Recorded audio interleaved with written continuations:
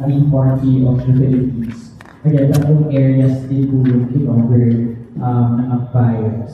Yung una po ay implementation was last year, which was in Nueva Vizcaya. Ano ulit yung city siya? Municipality. Nueva Vizcaya. Mahaba ba kasi yung pangalan? 3 words siya. Alfonso Castaneda sa Nueva Vizcaya. Meron po kasi sa mga kabataan konsihal, mga kliyent doon sa Alfonso. Tapos yung pangalawa naman po ay sa Bacolod City and then sa Dinagat Island kung nasaan si Representative ng Kapag-Pao, si Mayor Feng. So yung puro pa lang po ng presentation ko is integrated na siya. So hindi po siya isa-isa na Luzon, Visayas, Mindanao. Kumbaga pinagtagputan po na po yung mga emerging nag-emerge na key issues doon sa mga local consultations. So again, yung mga local consultation po na ginawa ay to resurface yung realities ng climate and environmental impacts na identify areas kasi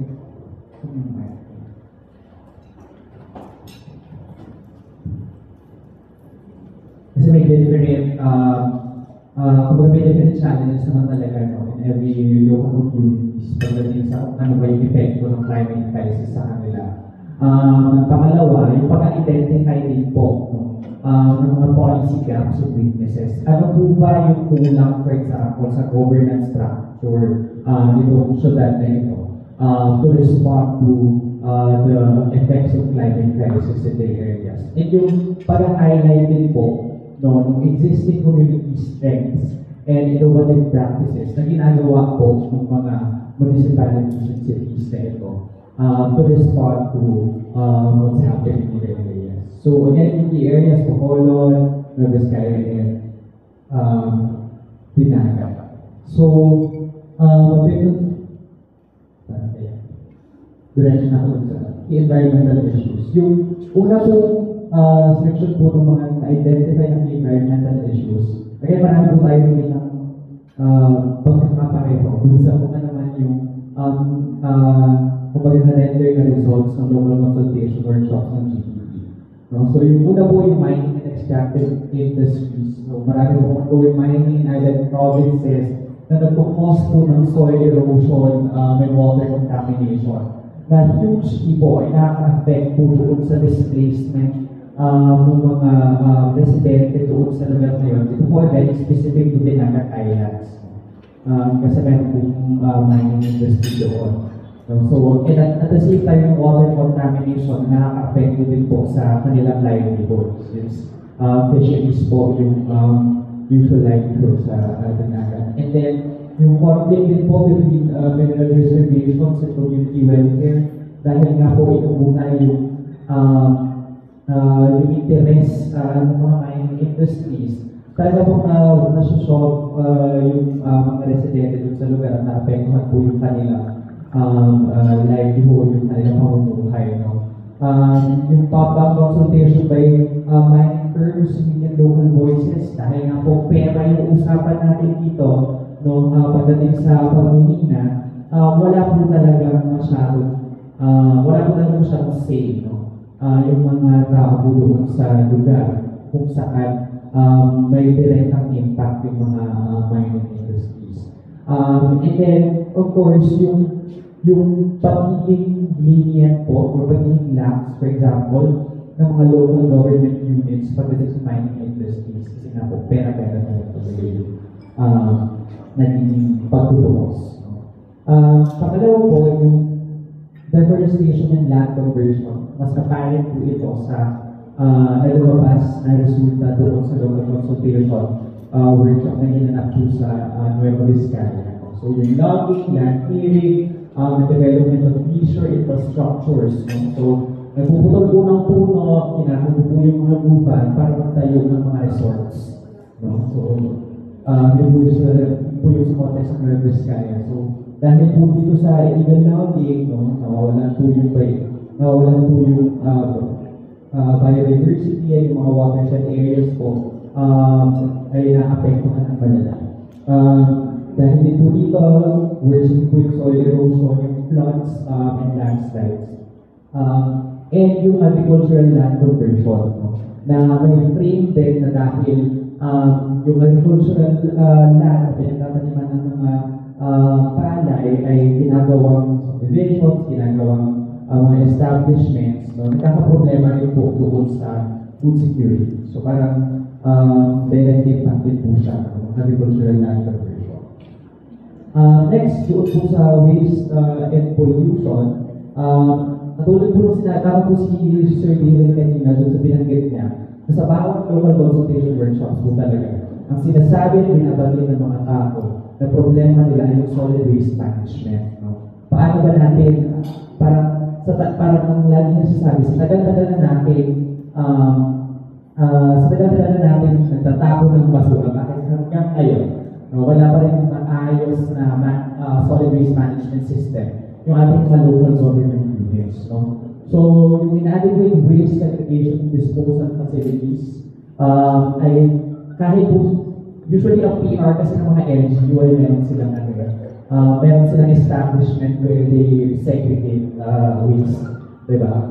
Kahit po dito, especially sa Manila, sa Caloocan City, kahit po sa Binili o Kapalagitan, for example, na meron kaming waste segregation establishment sa Caloocan, pero pag pupuntahan niyo po, wala din talaga. Parang hindi siya gumagana. Ando yung infrastructure, no, pero non-existent po yung paggalaw ng infrastructure to respond to solid waste management. Yung overflowing drainage din po, na ngayon, mas nakikita natin issue dahil sa mga flood control projects.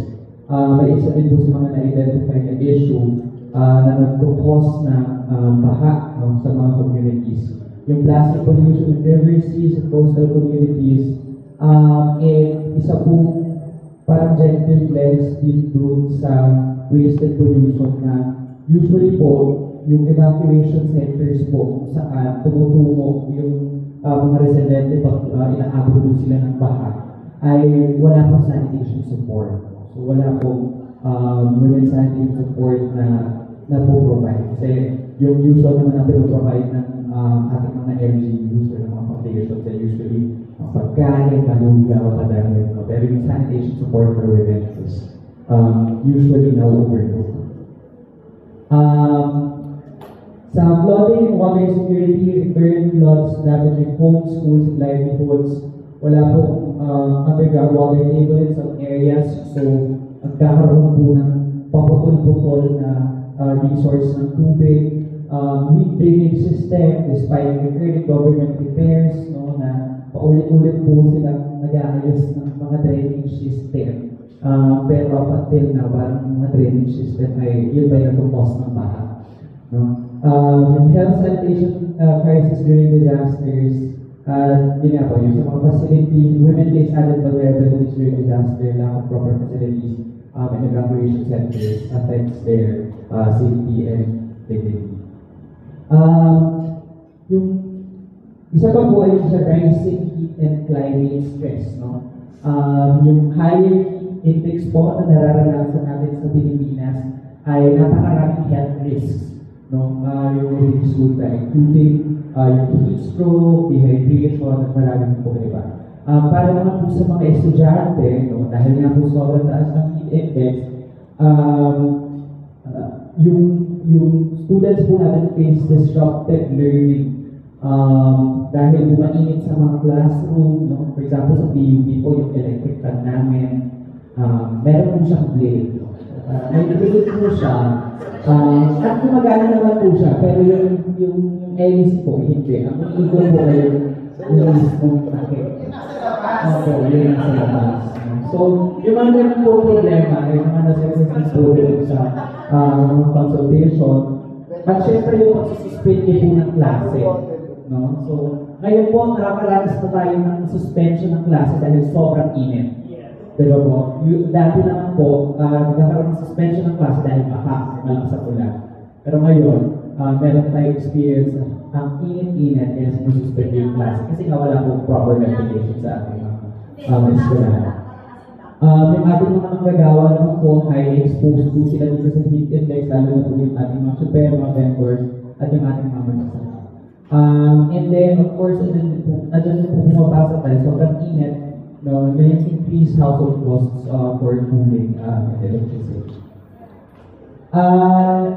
Sa coastal and marine pressure, mas specific mo siya sa Dinagat, yung illegal fishing and wildlife poaching, not just doon sa marine life, no, but doon mismo sa livelihood ng mga ating fisher folk, no, na hindi practice itong illegal poaching or mabubomba sa ating mga karagatan.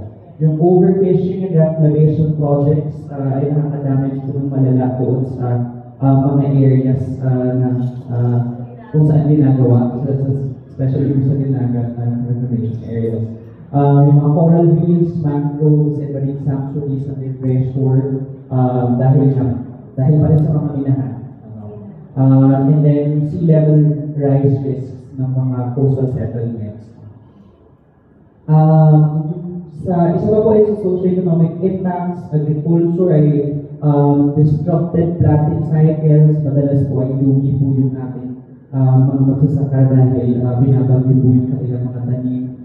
So, onti po talaga yung kanilang mga harvests.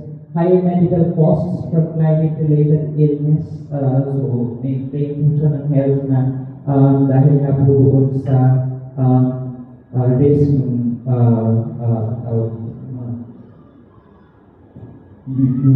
mga heat-related na illnesses. Meron din po siyang cost doon sa households na non-responsible doon. Yung frequent class suspensions, dahil po sobrang dami natin class suspensions, meron na learning gaps po. Yung ating mga estudyante, and yung migration din po due to lack of jobs and high electricity costs. Nag-identify din po ng mga community strengths doon sa consultation, apart from the identified key issues. Yung una po ay rich natural resources, marami pong fertile agricultural land, forests, rivers, and coastal ecosystems that continues to sustain livelihoods of residents in those areas. Sa tukod pumunta yung biodiversity po communities alongside yung ecosystem with potential for conservation and ecotourism, just ecotourism po. No? Hindi lang po basta-basta tourism. And ito po, mas specific talaga sa Dinagat Islands ay yung konteksto ng people's participation. No? At dito rin po talaga nakita na may demand talaga dito sa participatory governance in terms of responding to climate crisis. Dahil may strong grassroots organizing traditions, yung mga civil society organizations po on the ground are active. No? At may mga local champions ka po talaga sa baba na nagpapasa ng mga ordinansa to respond to the climate crisis. At yung sa Development Culture Solidarity, yung mga community-driven initiatives like Bayanihan, spray during disasters. Sa Dinagat din po ito, existing governance mechanisms on NGOs na functioning environmental offices and disaster risk reduction programs na hindi pa po sa talas now, but somehow nakapag-respond and can be strengthened further. Yung gaps and weaknesses po na nakita, sobrang limited po ng financial and technical capacity ng mga LGU to implement long-term climate and environmental programs. Again, it's there. Meron po pong presence ng environmental policies, pero yung actual implementation po ng mga ito doon po nagkukulang yung mga monitoring systems po. Yung weak enforcement of existing environmental laws and regulations, alam mo po natin na yung Pilipinas yung pinakamaraming green legislation sa Asia. Diba? Pero itong mga green legislations na ito ay hindi talaga siya na-implement. So, wala rin po po. Yung poor infrastructure, nalaki sa corruption, inadequate drainage, lack of proper waste facilities, and unreliable renewable energy systems, or the lack of renewable energy systems kasi mga unsafe evacuation centers. Yung conflicting land use po, yung pag-convert po ng mga agricultural land, ay isang recurring problem po in all of the areas na pinuntahan namin. And then yung leadership gap na wala akong political will no? Yung ating mga politiko na mag-implement talaga ng mga green-related policies.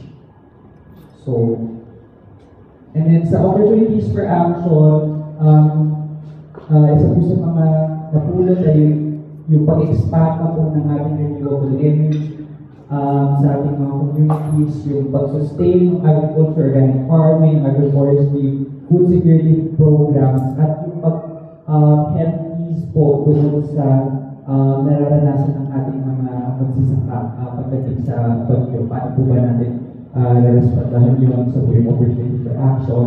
Yung ecotourism potential, na while meron ng just work on tourism in your area, ando pa rin po yung component na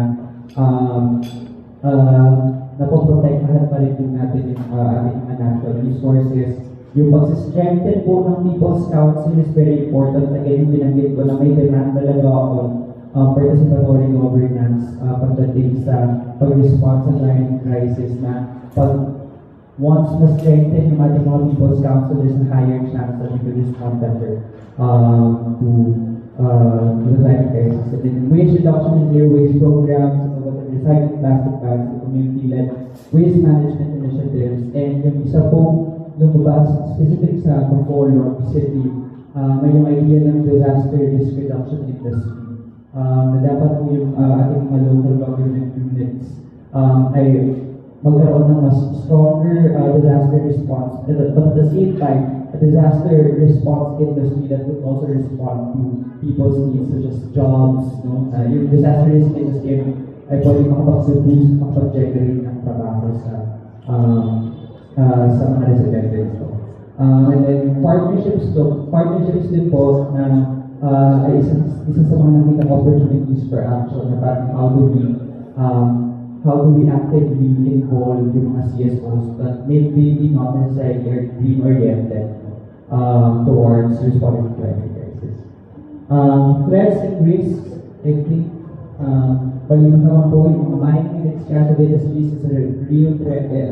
Kumbaga, it's a huge threat to our communities, yung sustainable fishing practices, yung urban and coastal development, especially land information, yung mga climate hazards po, no, na mas lumalala ngayon, katulad po tama po ng mga bagyo sa atin, sa bansa, landslide, earthquakes, and rising sea levels, remains a persistent threat. At kulang po tayo sa adaptive response. No? Paano ba tayo makapag-adapt dito sa mga nangyaring pagbabago? And then yung political instability, dahil nga po yung political will, at dahil nga po yung ating mga politiko ay wala talaga environmental programs at the back of their minds, no? Shifting din po yung ating mga national priorities. So, kumbaga, unstable din yung implementation ng mga policy. And yung policy consistency, the policy is there, pero may disconnection between national plans and local implementations. Kumbaga, walang maayos na naglilid doon sa cohesiveness ng ating mga green environmental policies. I think that's all. Thank you so much po.